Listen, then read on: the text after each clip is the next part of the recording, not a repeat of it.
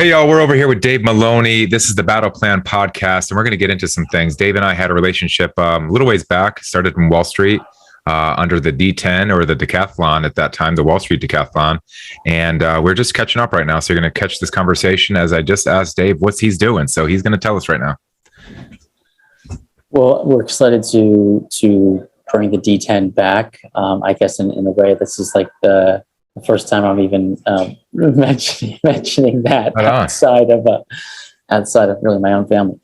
For the past 3 years, I've been running Orchestra Macro Systems, the software provider to the Department of Defense, largely used to train soldiers and airmen, which has been an eye-opening experience because I never served in the military. We had no experience in that space, and there really is nothing like doing business with the federal government. And we're excited to not do business with the federal government. Oh, wow. All right.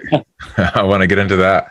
So I got a firsthand look at like this process. So Dave and I, like I said, we met on Wall Street and it was under the Wall Street Decathlon. He had a partner at the time. And let's catch people up to the conversation. You can get us to where you are today. So did you work actually on Wall Street, or how did you get associated with that? Because like, I know your backstory a little bit, and it was about your mom, and there was cancer, and both of us share that relationship with our moms. And, tell us why you started the Wall Street Decathlon, because this podcast is more about like the pain or the gain from the pain. And obviously, right, I think you've done that in a big way, helped out a lot of organizations and people and surrounding an issue that's dear and near to both of our hearts. So give me a really quick go back to the Wall Street Decathlon, that early time, and what were you doing on Wall Street at that time? Sure. So I worked at Morgan Stanley, and prior to that, I had been a collegiate student athlete, right? With big aspirations athletically in college, and enjoyed my experience on Wall Street. But like you mentioned, my mother got cancer, and at the time, I didn't want to run marathons and I didn't want to do the traditional things that people did to raise money. I thought, I'm a bit of a hell raiser. So in some ways, I was just stubbornly looking to do something that others did not. And so I just said, you know what I want to do? I want to do the NFL Combine. Because nobody gets to do the NFL Combine. And I said, well, let's do the NFL Combine. Well, I had 4 more events because the Combine is 6. Let's do 4 more. We'll call it a decathlon, and it'll be fun, and people can relate to it. You can talk about how fast you can run a 40-yard dash and compare yourself to a real NFL prospect.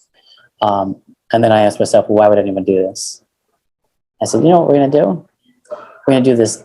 We're going to do this NFL Combine style event to raise money for cancer. Like, this will be the thing that's totally different from what everybody else is doing to give back. And it worked. And it worked in a big way. I mean, how much money, have you raised thus far? 15 million. 15 million, guys. A lot of people give Wall Street like a hard time, but they're a giving bunch. I mean, I know it's a fraction of their money, from what they've made, but at least they're giving. You could ask somebody who's making, not that, on, under 100 and say, and how much have you given to charity? And often you're going to find it's not a whole lot, but the guys that I've had relationships and being on Wall Street, we were very giving bunch at the time and know that, I've done charity fights and different things for, water charities when I was boxing and things of that nature as well. I think that's how we got connected. That's right. I think that's how we got associated there. And, that was it. But yeah. Or was it metrics? Did we get connected through metrics? No. So here's the thing. So I lived downtown in New York City, and I joined this gym, this boxing gym. And at this boxing gym, I see this guy, and he is like just unbelievable. I don't know how to throw any punch. And I see this dude who is I think he's a pro boxer. And I'm like, who is that guy? And I asked one of the traders, and they were like, "Oh, that's Craig, hot commodity Capurso." And I was like, "I gotta meet this guy." I thought you were a professional boxer. Oh, that's so cool! This is the story I didn't know. Yes, Right. And I cold emailed you. Yeah. Okay. I know I got hit up in one relationship from metrics because I was at the time I was with Saudi or I was, I think, in the market. I think we got connected that way anyway, but that's so cool. I didn't realize that story. No, I can picture you. You had on purple shorts. I don't know why I remember that. You had on purple shorts one day, like on a heavy bag. I saw you and I was like, that guy must be a pro boxer because you look so comfortable. That's funny. Yeah, I miss boxing, man, but it's funny that now I am owning a boxing gym, a kickboxing and a functional fitness gym from that standpoint, but that was cool. Well, talk to me about, like, where the pain, your mom, she passed from cancer. Is that correct? No, she made it. She's alive. Okay. She's all right. alive. Okay. Yeah. I mean, the pain in entrepreneurship, it's interesting. I mean, that we obviously glamorize in America entrepreneurship, right. The post 9/11 economy, entrepreneurs like the cool thing, hustle culture. I mean, it is incredibly lonely. Yep. I say anything that's worth building is adversarial. I mean, the market says that you're wrong until it doesn't. That's and right. It says that you're wrong and that you are, unrealistic, maybe an idiot, an unnecessary risk taker. How many fights with your wife or business partners or friends that you're crazy and that you can't do this, and how many dollars go out the door before you be like, I'm going to go broke if I'm currently on this, path, like, or even come to that point where it's like you've gone broke, had to borrow to, like, raise a company and things of that nature. I mean, I think we've all experienced that. I can imagine you've taken a lot of risk. I've taken a ton of risk. I mean, I capitalized that company twice. I've made every mistake you can make, and they're costly mistakes. But I'd argue that as tough as it is, I don't know if I could live another way.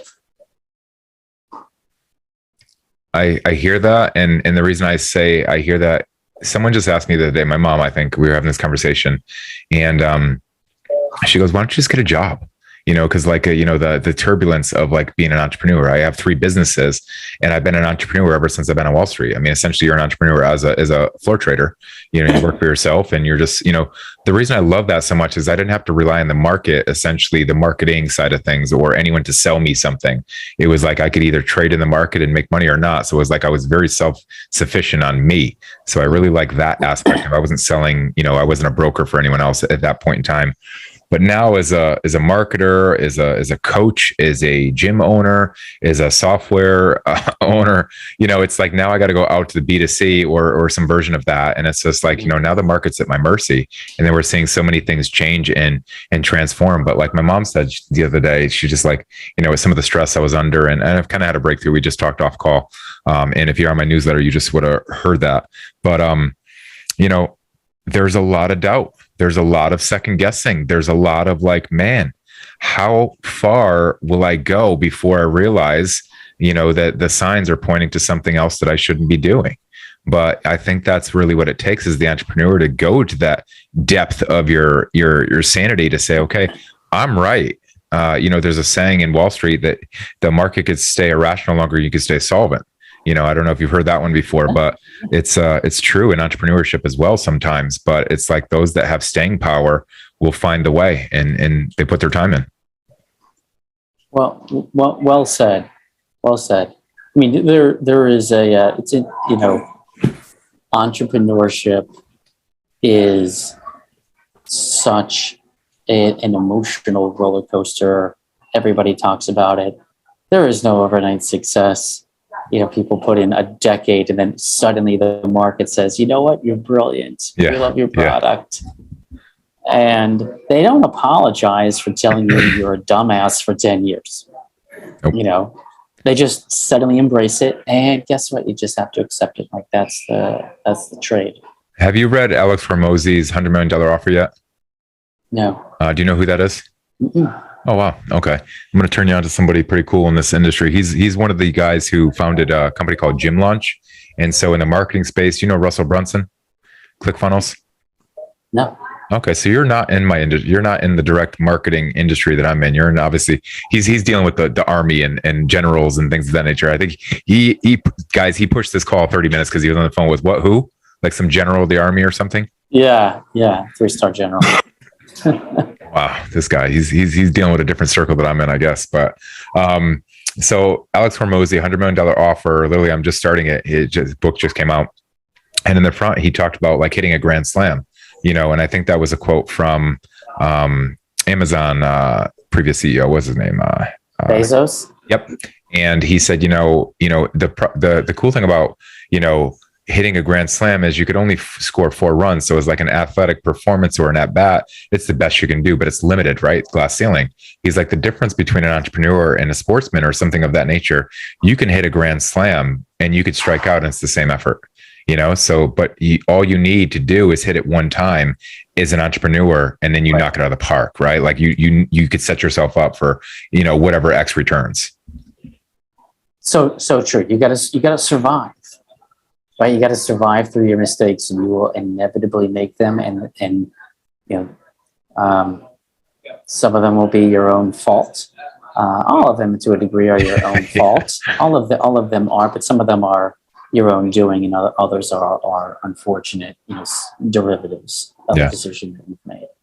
But you got to find a way to survive. I think I would argue that that's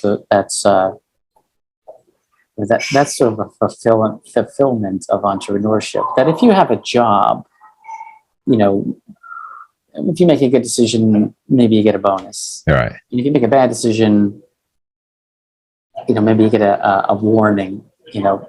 A really bad decision, you just lose a job, you get another one.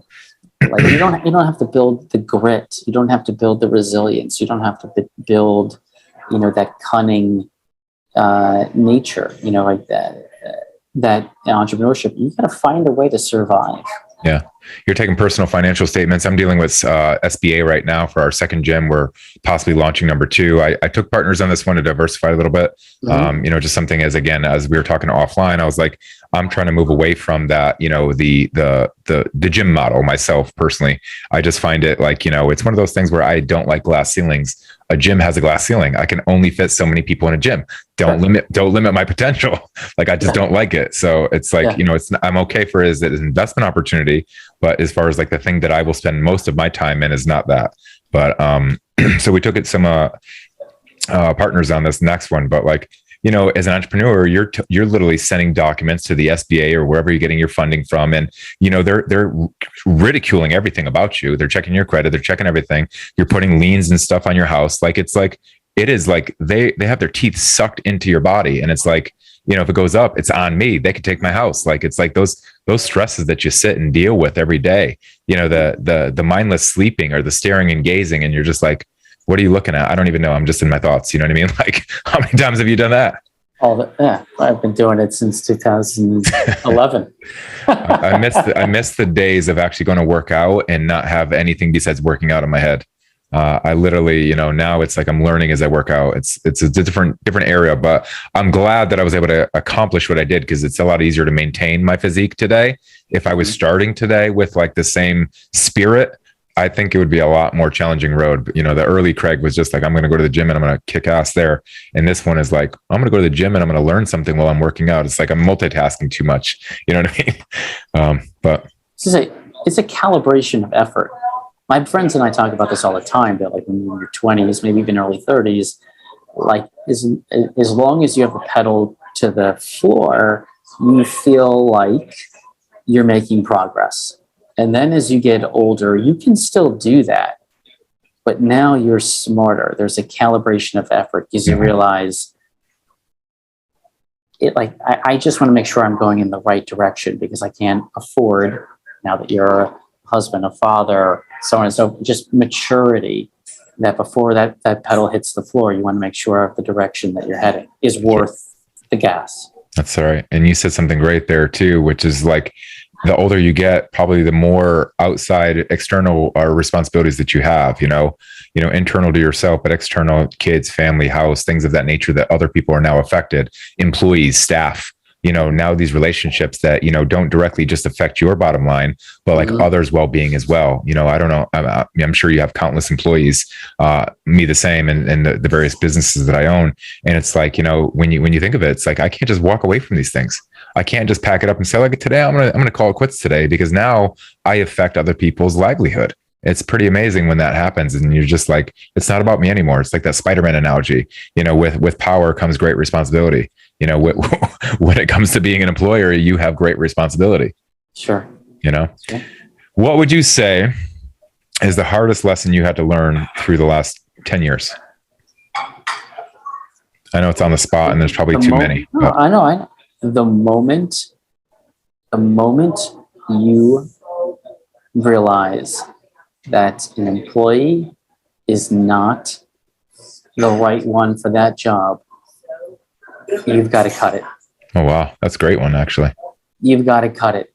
You are never going, once you realize that as the owner, you will never find yourself on the other side of that thought. Yeah. Never. That's great. Well, and you know what? It's so hard. In retrospect, it's so easy to, Monday morning quarterback and be like, oh my gosh, how did I hire that person? How did I keep that person on? But when you're in the fire and you're trying to keep the lights on and you're trying to get the business to thrive, you can only compartmentalize so much. So it's an opportunity cost. You're going to compartmentalize and just like focus on the things that you can personally affect and that will work.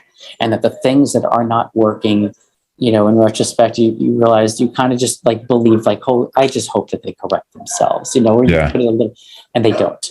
And actually another entrepreneur who's much more successful than I am, way more, had told me that. He was like, Dave, the moment someone isn't right, by the way, it doesn't make them a bad person. They're just wrong for the job. And you're not doing them any favors by keeping them in it. Mm-hmm. Cut it. Yep. I don't care if it's a week into the job, cut it. Yep. That's great advice. That's great advice. The CEO, or I don't know what his role is now, maybe COO of Rockbox. He was the founder. He's my brother-in-law, actually, of Rockbox. Mm-hmm. He always had something. He said, fire fast and then hire slow, something like that. Like he had that, but it's the same concept. And you're right. Because like, how long can you hold on to people that are just going to be a toxic environment for you? We had like a mass exodus at the end of this past year, 2021, which cost me. We were just talking offline about me, losing a GM and, the fallout of that, and just having some toxic trainers and things of that nature in the business. They're going to go in and talk about these other employees. So it's like, it's a bad world, but like, I think people right now, I would say for the last year and a half, since government was just giving out money like left and right, they had the upper hand. And you saw all the high companies, they were just hiring and letting people do something. Like, I don't know if you watch any of the Project Veritas stuff that they're talking about, like the Twitter employees that are able to just like, oh, I'm having a mental breakdown, I'm going to go take a 3-month hiatus, and like, it's okay. You're not going to have that anymore. I think the tides have turned a little bit, but it still is, an entrepreneur, really hard to get the good bodies in the door. And especially if you're not having a great salary, right? Like if you don't have enough funds to fill, someone's full-time income, like where I'm in the space, where in the gym, you can't really fill sometimes the full income. So now you're juggling between 2 jobs and trying to like keep people's motivation. So like sometimes when you're saying, when you're hiring, you might be knowing sometimes you're hiring not the best person for the job, but someone who's going to basically be the right fit for the moment. And it's like, then again, when do you realize that you have to, let them go and go with the ghost ship and maybe do more of the work yourself versus, put somebody in there who's going to, serve you longer.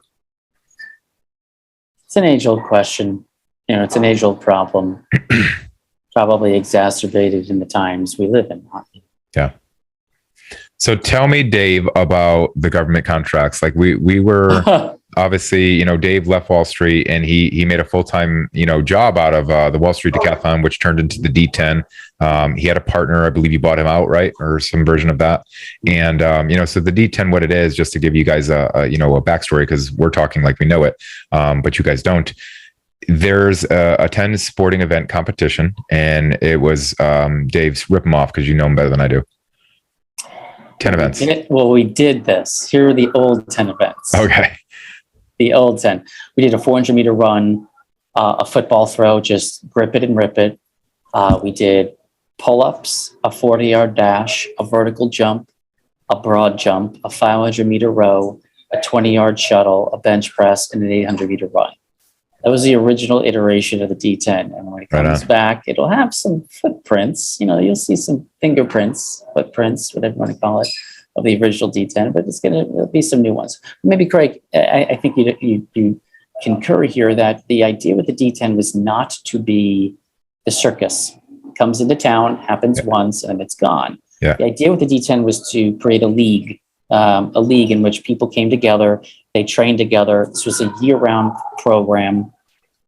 They had passion points throughout their journey. So those were, whether they were practice of competitions, whether those were dinners, whether those were happy hours, many times those were fireside chats. Mm-hmm. So there was a steady cadence of passion points throughout that journey that culminated in this very, intense athletic competition with this philanthropic outcome. And as a result, we curated the audience. We recruited the participants as opposed to signing up, on a whim.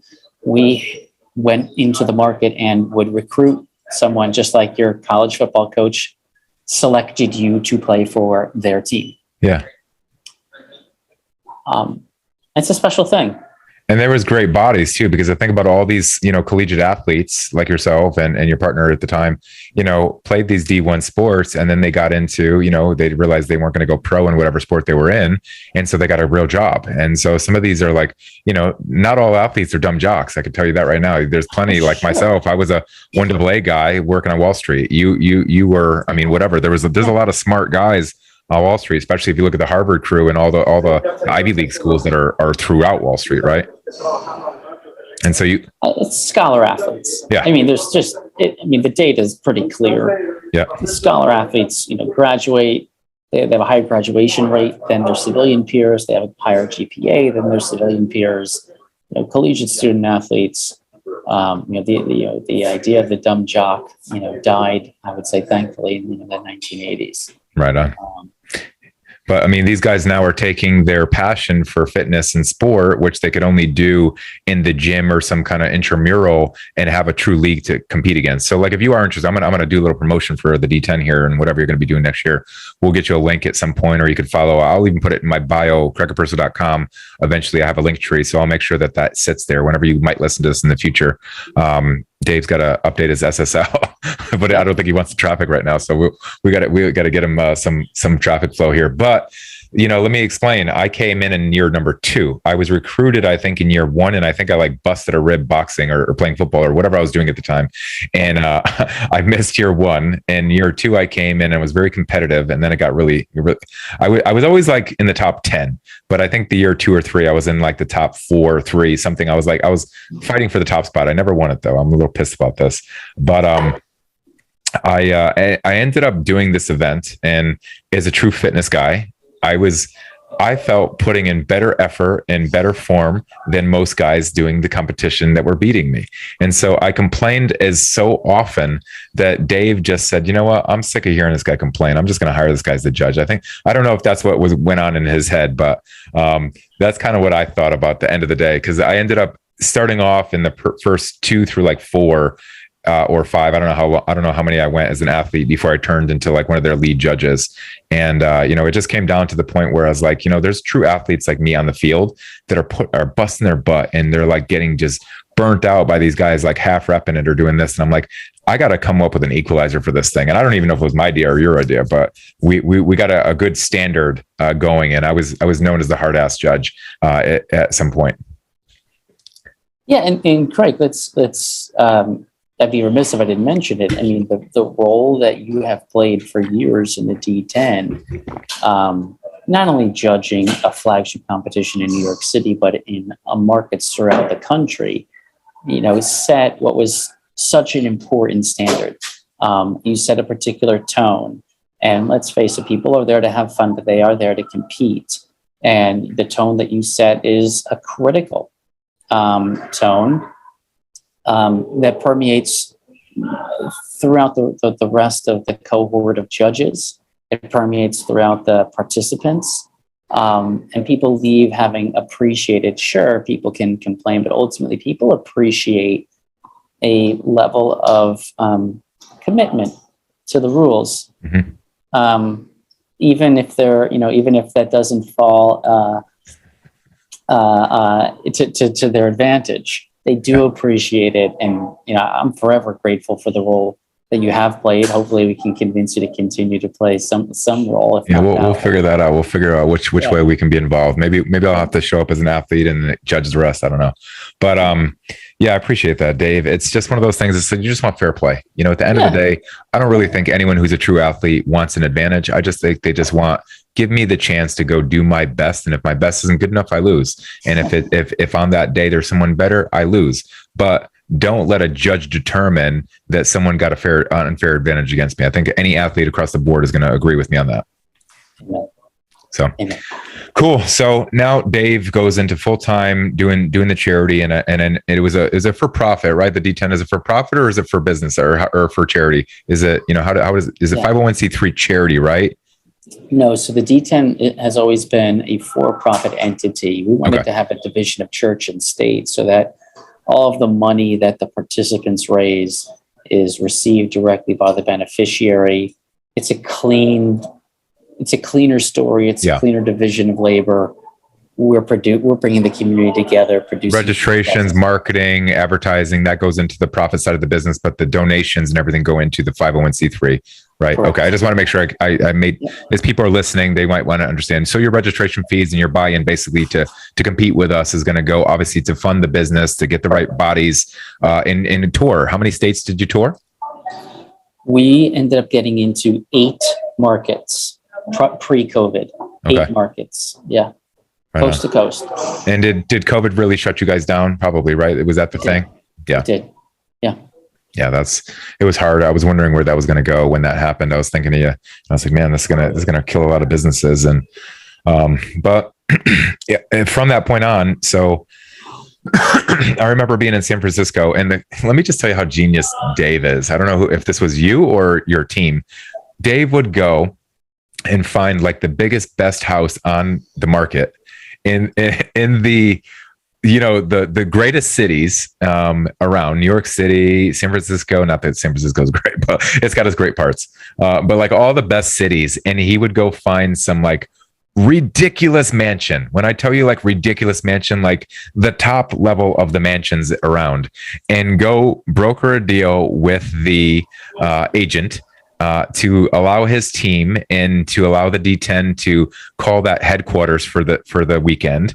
Yeah. And he would do like meetups there to grab the equipment and to do a tour of the house so they could walk around, because essentially the people that are doing the decathlon usually have a little bit more money in their pockets than most, because they're the ones that are, philanthropy, they're the ones who give. And so essentially they're the people that actually are the target demographic to own these houses in these marketplaces. So it was genius. And, he didn't have to pay for these things. It was like basically a free room and board. So like, kudos to this man on the table here. This was a genius ploy. And I'm telling you, they stayed in some just ridiculous places. Like cribs. The D10, the D10 house.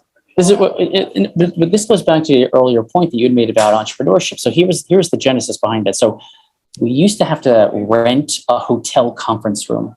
Yeah. And then all of the athletes would go to that hotel to retrieve their uniform, which was such a dull experience, but it also would cost us thousands of dollars. Right. So I was like, we literally can't afford to do this. Yeah. So I said, you know what? I'm going to call a real estate agent who's got a 20,000 square foot mansion for sale. Yeah. And I'm just going to say, do you want to host an open house? I'll bring you every single one of our participants, but you got to let me stay in it. I got to live there. That's awesome. They go, what do you mean? I said, well, my entire company has to come into town and live in that house for like 3 days. And I'll tell you what, the realtors would say, as you just noted, they're like, yeah, you're going to bring me like 250 millionaires. You're going to walk through the house. Fine. Yeah. Did you ever get anyone to sell? Did you connect anyone? Did you have any like benefits of like, getting anyone a sale? So yes and no. So we ended up having members of our community buy other houses represented by realtors that had given us these showcase houses. No one ever bought the showcase house, but plenty of people bought other houses in their market and, got connection through the card, etc. Cool. Awesome. Correct. All right. Right on. Yeah. So the story continues. Okay. So now we're in San Francisco, and I remember Dave having meetings, and if you're not somebody who's ever tried to raise dollars, you don't get this, but like, he was meeting with all the VC firms in San Francisco, which there's a lot, and Andreessen Horowitz, there was a couple that, right? Like, I mean, you met with like the top 4 or 5, like just biggest names that you could meet with. And you were selling basically in just something that, Dave did. And I'm not sure if it was your team or where this came about, but like, so there were charity betting. So not only are they raising money, and I want to give a lot of credit to this guy over here. So not only were they betting prior to the event on, it didn't even start as betting. It started off as like just donations, right? And then they were making like Wall Street. They bet on everything. Literally, they bet on everything. If you've ever been in Wall Street during like the Super Bowl, you would never find more bets, right? Like I've been on the floor of the exchange, and there was a bet on like friggin' every single thing you could bet on. Wall Street bets on. Well, Dave took that same analogy to charity betting, and so now you have competitor versus competitor or event competitions. Who can do this many pull-ups? I know there's probably some sandbagging reps prior and hitting some amounts, but again, they're raising money for charity, so it's all good. But like, they bet the whole thing. And so now they're betting, and it's like, okay, well, the people that are donating, they want to see the action. And so then Dave started setting up like this live program where you could actually watch it as it's going on. And so this is like the genius behind why he's talking to the government and why he's going to tell us why he got out of the government. But, basically he was now having live events, but more, I don't even, ESPN wasn't even doing these things, or like, I mean, I know you probably talked to some of those guys, but doing it, but like, you got all these 10 events going on all at once, and he's streaming 10 events, and people would literally right then and there bet on the participant or see who's got like, who's the odds favorite, etc. And so like, just an amazing thing. So Dave, take it away. Give us the insight to that. Here's the insight. If you remember this, Craig, in 2016, NBC Sports broadcast the D10, New York. And the software we had built to produce the event, the registrations, the heat assignments, the scorekeeping, we built all that software. So we come off of the show, and I say to the producers from NBC, I said, guys, do you know that we know where every single person is in the playing field at all times? I said, so we can predict what's happening. And I said, why would we make someone watch 4 straight hours of an event if they only care about like their colleague who's going to compete for a grand total of like 8 minutes? Yep. And NBC says, well, we would never do that. We want to force someone to watch the whole damn thing. So then I go back, I'm eating breakfast at a restaurant in New York City called Norma's. Eating breakfast. Yeah. And I said, guess what? I said, you know what we need to do? We need to connect a camera system to our software so that if Craig Capurso is in the D10 and I know exactly when he's going to compete in each of the 10 events, then Craig's sister can just log on, enter her phone number, and the system will text her every time Craig is on deck. So she clicks the link, she goes immediately to the camera that's on her brother, and she can see how much money is on the line. And if she feels like breaking his balls, she can bet on his performance. And then when he's done, and it might take him 5 seconds to do something, when he's done, she closes her phone and goes back to what she's doing. And when he's up next, she gets a text message to tune back in. And we built that in 2017. And we went to Silicon Valley, and we were like, hey, guess what? We completely revolutionized the way to watch concerts. sporting events, Yeah. think about tennis, about the Olympics, think about things that are happening, wrestling match tournaments where there's matches on different mats. Silicon Valley was like, you? They're like, you didn't go to Stanford. How did you possibly do that? And right? But I now at 43 say this, going, you know what? Here's the lesson. You can be too early. You can be too early. We were so early. Yeah. If the market is not ready for you, it's just not. Metron was that way. That's how my company Metron was. You're just early. And guess what? You've got to there's a level of maturity you have to have it ultimately. You go, you know what? I misread the market. Yeah, they wanted this product, but they wanted it in 5 years. So we didn't get funding out of let's call it Silicon Valley, or did you? No, I did not. So what we ended up doing, and we still own that technology. How we did get funding out of venture capital was we got a cold call from West Point. I get a cold call from West Point. Colonel Nick Gist, his official job title is the Master of the Sword, which is dead serious. It's not a Harry Potter character. The Master of the Sword is the head of the Department of Physical Education at West Point. And he says, hey, we've watched the show. We've got a lot of alumni. You've done the D10. Can you come up to West Point and show us how you produce that event? So we do the D10 in New York on like Saturday, Sunday. Monday, we take a train up to West Point. Tuesday, we go to the university. You go to West Point, and we produce their physical fitness test. And we said, well, how do you do it right now? I mean, you're like the military. Like, you guys are supposed to be like technological, geniuses. And they have a note card. They show us these like little pencils and note cards. And they said, this is how we do assessments. Like, you write a pencil on a note card, and then it goes into a filing cabinet. And someone has to regurgitate that. Yeah.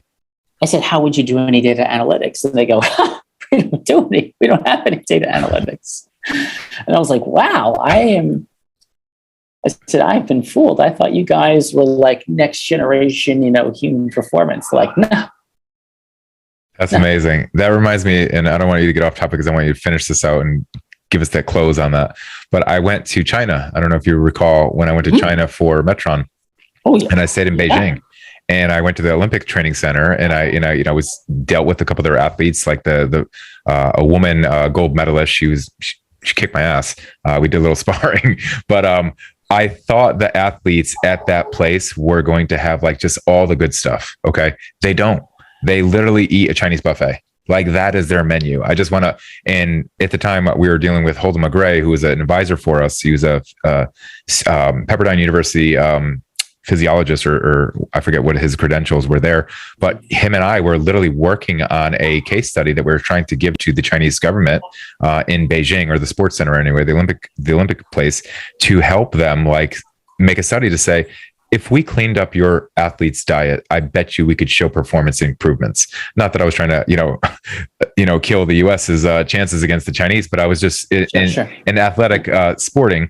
I was saying, man, you guys are eating this diet and it's just not serving you. And I guarantee if we can, take on some of these, athletes, and essentially we actually went all the way up to like the person who was going to make the decisions, and they we're going back and forth, and they actually ended up, I don't know what the term is, but they were let go of that position to another position, and someone else came in who had wanted nothing to do with it.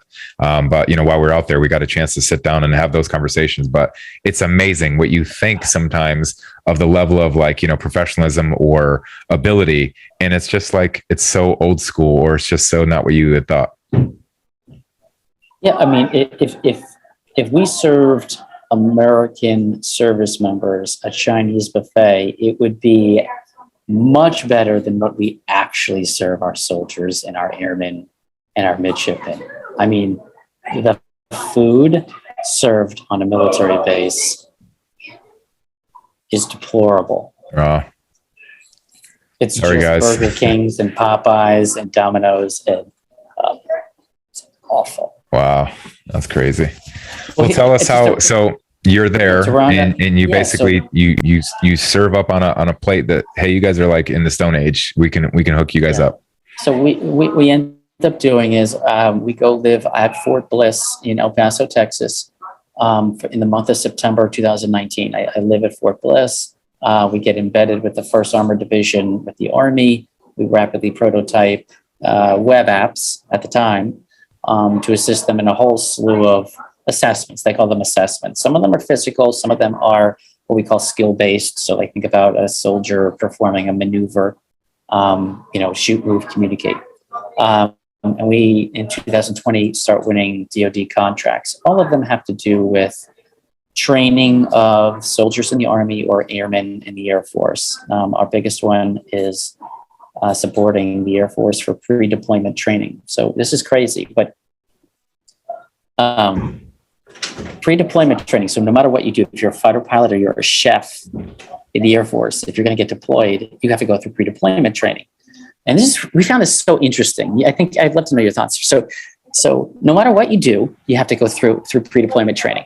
So sometimes it's like a 2-week course, sometimes it's a 4-week course, sometimes it's an 8-week course, depending on your job. And what I do? Well, it depends on where you're getting deployed. Maybe you're going to the Middle East, maybe you're going to Africa, maybe you're going somewhere else, right? So throughout the course, they deliver almost on a daily basis an assessment at the end of the day. So you're the airman, basically go to school like throughout the morning, and then in the afternoon they ask you to perform the thing that you learned. So maybe it's something like clearing a building. Okay, so like on military bases, they'll look like Hollywood movie sets, and you're walking through the forest with your unit, and then you come upon this like fake Afghani town. It's serious. And they give you an assignment, and you're supposed to then, like, basically you're told there's a bad guy in one of these buildings. And so you have to then, with your unit, clear the building. So you got to make sure the bad guy, if he's in there, that you get. And I said, okay, so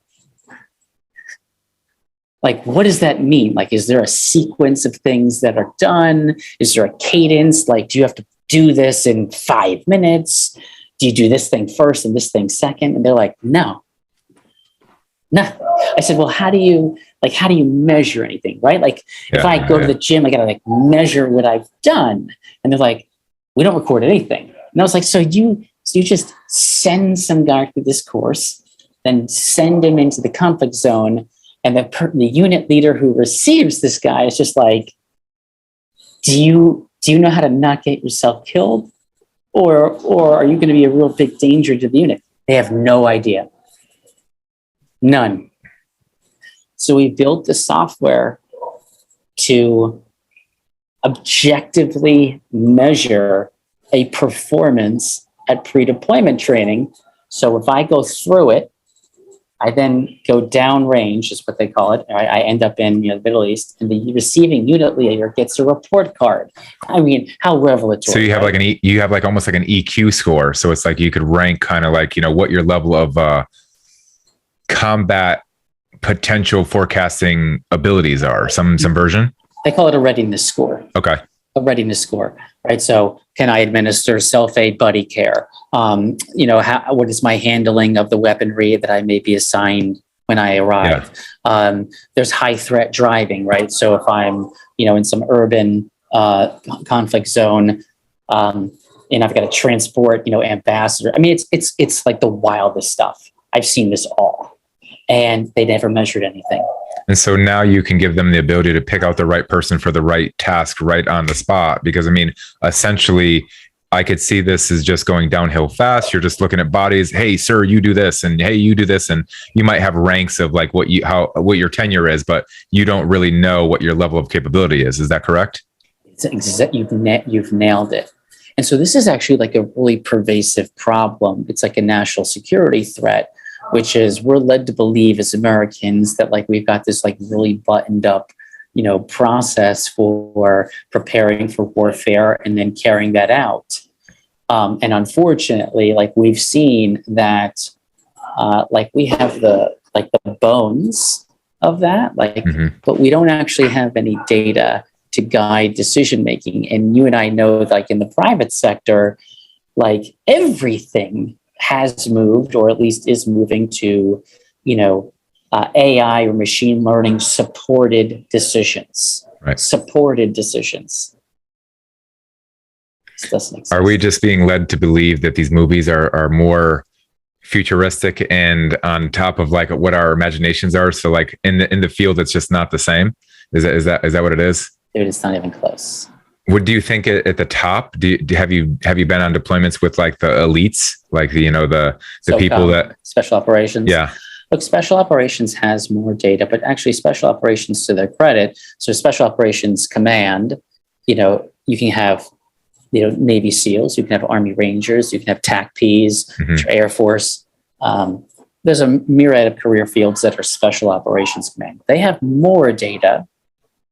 They have more. But understand that there's like 2,000 Navy SEALs.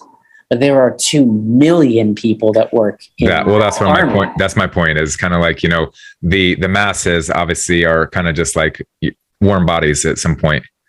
And then, the people at the top, obviously they have special training. They know that they can meet all these credentials, but I understand how do you give the masses a little bit more direction when needed?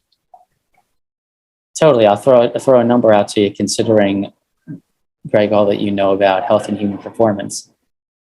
Take a guess. What is the percentage of Americans between the ages of 18 and 24 that are eligible to serve in any military branch? 30%. It's down to 21%. So just think about this. 80% of America is ineligible. Is fit. Why? Is unfit. They're unfit. That's right. So I was going with 75% because I know 75, or I was going with that 70% mark because I just did 45% or either obese, and then there's like another 30 that's overweight or some version of that. So I thought it was 30. Okay, 21. Yeah. Damn. It's obesity and diabetes. Wow. It's obesity and diabetes. It's a little bit of Ritalin and so forth, but you usually get waivers for that. Yeah, it's a real national security concern. It's a real national security. And now not to go political on this one, I'll save my Jack Politics version for those, but now you just basically took away a lot of the guardsmen's or the Air National, I don't know if it's Air National Guard, but like service, the people that are, what is it called? You're talking about vaccines? The people that didn't take the vaccine, and it's like those deployed reservists. That's it. Reservists and National Guard. So that was the recent decision. Yeah, and so those guys are no longer eligible, right? I mean, from a place where we're already, very under manned, right? So 60,000. That you're just talking about the Army, which is what happened recently. Yeah, if you are unvaccinated. The reservists and National Guardsmen, 60,000 taken off payroll. So you weren't yet discharged, but you were taken off of payroll, which is really the only reason you're in the reserve or the National Guard. Right. Because by nature, the reservists, you have like a real job. You're a civilian for the most part, yeah. On the side. Wow. Yeah. So yeah, it's a tough situation right now in the Department of Defense. A lot of press is coming out recently that America will miss its recruiting goals for each military branch by the largest margin in American history this year. Yeah. So just put it in context. Like, do you want to play a basketball game 3-on-5? If you got 3 guys, I mean, you're going to lose. I'll say, is it a blessing and a curse at the same time, where we could think about it as like, kind of like during the COVID pandemic, it probably cleaned up a lot of space. For example, like people having offices when they could have worked from home. So like, I find that there is a silver lining in everything. And maybe we were heavy military operations and people bodies, because now is the military really served in a ground war? I know Ukraine and Russia right now is proving that to be true, but I don't believe that's a military extent that America would have to get into, considering, we do have, water on both sides of us, and it would be a different ball game, right? It's true. So, I mean, I know we're going to go here, but, our America's warfighting doctrine is called multi-domain operations. Domains are things like like air, cyber, land, sea, space. So the preeminent domains of the future where we have to be dominant is in cyber, space, and air. Yeah. Because based upon current technological capabilities, if you load 100,000 guys up on a bunch of aircraft carriers to go, shoot the enemy, they're probably going to blow you out of the water before. Yeah, and then you lose. Yeah, exactly. Right, you're going to lose the boat and you're going to lose the guys. So yeah, that doesn't make any sense. We do need ground and naval based support, but here's the overall picture: is that your dominance in cyber, your dominance in air, your dominance in space is largely going back to a comment we talked about earlier, which is those are your scholars. In many ways, those are your scholar athletes. Yeah. And they don't join. That's right. Yeah, they're good. That's right. Because they work at Tesla and they work at SpaceX and they work at Google. They don't join. So we're feeling, not to put it out there, but it's not the brightest bulbs in the bunch is the one who's joining. But hey, I don't want to end on that note, but we're getting close to it. Dave, let's leave with some parting words, man. Give these guys something, some positive. Give me some hopium at the end of this thing. You're working with those guys, and are you not in contract anymore, or is there something, or you just don't want to be? No, we still are. Look, who knows? I mean, the Department of Defense. We as Congress votes on the DoD's budget every year. We'll see what next year's budget looks like. Here's what I'd share: that entrepreneurship, right? This journey is lonely, no matter how many employees you have. The journey is adversarial, no matter how much it's glamorized at the end of the rainbow. There's an incredible mental resilience and emotional resilience. I'd suggest anybody who's on that journey, make sure you've got a supportive spouse. I mean, they're going to be on the journey with you, whether they sign up for it or not. They're on it. Mm-hmm. And ultimately, I find that if you're a great spouse, you're a great dad, you're a great wife, you're a great mom, you're going to perform better at work. And that is a very hard thing to remember when you're in a rut or when you are in the fire and you're trying to get yourself out of it as a CEO. Don't forget to be a good dad. Don't forget to be a good husband, because it will ultimately reflect on how well you're performing in business. That's right. You need a good rock. That's awesome. Well, Dave, thanks for being with us. Where can they share, any time with you? Where do you want people to go? What would be a good destination for them to find you on, look up anything that you're a part of? Find me on LinkedIn. I'm very active on LinkedIn among all of the social media platforms. Just look up Dave Maloney, Orchestra Macro. Yeah, I'll put them in the show notes, guys, so you don't have to worry about it. And a little bit more active on Twitter now, just charity vet Dave. I don't want to upset my military friends out there. I still think you guys are great. I have a lot of friends in the military, although the data may not be as cool as we thought it was. As far as we watching these movies and everything, I have a lot of faith, and maybe Dave's influence over there can give you guys some of that data and all that other stuff. As far as you guys being the brightest bulbs in the bunch, hey, you guys are protecting us. I'm with you. Just let us know how we can support you. I'll help you get fit if you're not already. And there's any way that I can help our military in the U.S. I'm definitely a diehard USA patriot, and I'd be joining you if I wasn't in the private sector already. So enjoy your day. I'll catch you guys later. This is Battle Plan signing out.